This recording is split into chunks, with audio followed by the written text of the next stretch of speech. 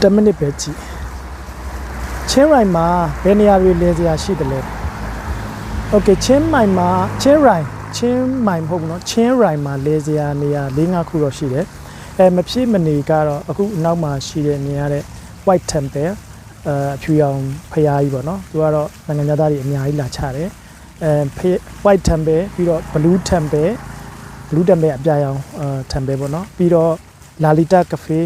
Cafe ကတော့သူကတော့ man made လုပ်ထားတဲ့ဟာသူအထဲမှာdecoration တွေအများကြီးရှိတယ်ရေတကွန်အတူလုပ်ထားတယ်နောက်ပြီးတော့ pan တွေရှိတယ်ရေမုံရေမွားတွေရှိတယ်ဓာတ်ပုံရိုက်လို့အရန်ကောင်းတယ်ဝင်ကြီးကတော့ပေးရတာပေါ့နော်60ပေးရတယ်နောက်တစ်ခုက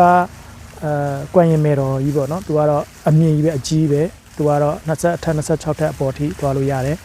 ကွမ်ရင်မဲတော်ကြီးကိုကြည့်လို့ရတယ်ညဘက်ကျရင်တော့နိုင်ပဇာညာစည်းတန်းကိုသွားကြည့်လို့ရတယ် Thank you